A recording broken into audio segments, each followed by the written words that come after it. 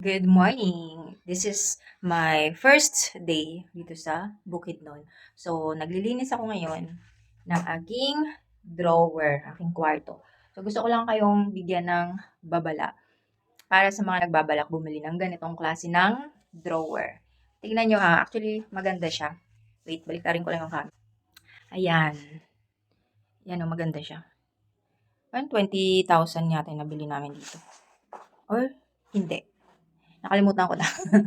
Pero tignan niyo siya, ang ganda niya, oh. Ito lang yung nakita ko dun na okay, na babagay din siya dito sa room ko. So, pagdating ko kagabi, gabi na kasi kami dumating, puno yan siya ng, eto tapos ko na siya linisin. And, bago ko siya tapusing linisin, gusto ko lang ipakita sa inyo yung, yan, inamag siya guys. Meron siyang amag. Yan, eto. Kita nyo. Ayan. So, hindi ito siya nabasa. Kasi nandito lang naman siya sa loob. Hindi siya nabasa. Pero dito sa Bukidnon, malamig. Parang Baguio. May time na sobrang lamig. Minsan nagpa-fog pa doon sa labas. So, diba? Ang pangit. Ang tendency niyan, syempre, madudumihan yung nilagay mo, diba? Didikit siya. Ayan. So, meron akong ganito doon sa Maynila. Nabasa yon. Tapos, ganyan yung nangyari kasi nga nabasa. So, eto, hindi naman siya nabasa. Pero, nagkaganon. So, dito, nalinis ko na. Di ba ang ganda niya kasi may lagayin pa siya dyan. Tapos may sabitan pa siya. Yan, meron pa siya dun sa baba. At saka, nung nilinis ko pala to, ngayon ko lang napansin, tignan nyo. Oh.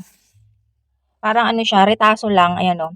Merong butas, hindi maayos yung pagkakabit. Tsaka, ayan o, oh, nilagyan lang nila ng sticker na kakulay nito. So, hindi mo talaga siya agad-agad mapapansin. Actually, ngayon ko lang siya napansin nung naglinis ako. Ano siya, retaso. Hindi siya totally kahoy. Nilagyan lang siya ng adhesive. Yung dinikitan lang siya para magmukha siyang kahoy. Pala. Na yan o. Oh. May sticker lang siya eh. Dinikit. So, sayang yung pera mo. Hindi siya pang matagalan. 'Di ba? Eh, syempre tayo gusto natin yung one time lang bibili kahit papaano tumagal naman sa atin. Eh, sayang, 'di ba? Okay lang ako magdagdag ng konti basta maganda yung quality. Ayun. And wala din kasi ako nakitang plastic na drawer sana na magandang klase. So akala ko okay na siya kasi medyo mahal din yung bili ko. Yung pala, ang pangit, para kang na-scam. So, meron ba kayong alam kung paano yan mawawala? Yung ganito.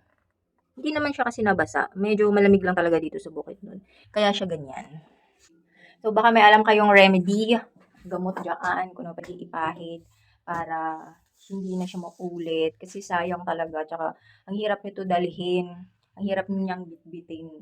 Diba? Kasi napakalaki niyan. Ano.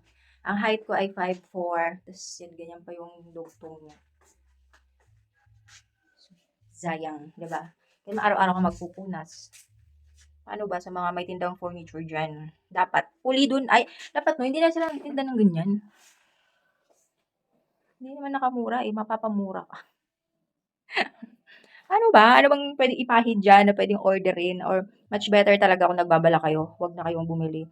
Lalo na kung nasa malamig na lugar kayo. Or wag na talaga, mag-plastic drawer na lang kayo kasi wala pang ganyan. Yung plastic drawer ko, maliit pa yung mga anak ko hanggang ngayon na binata na buhay pa din.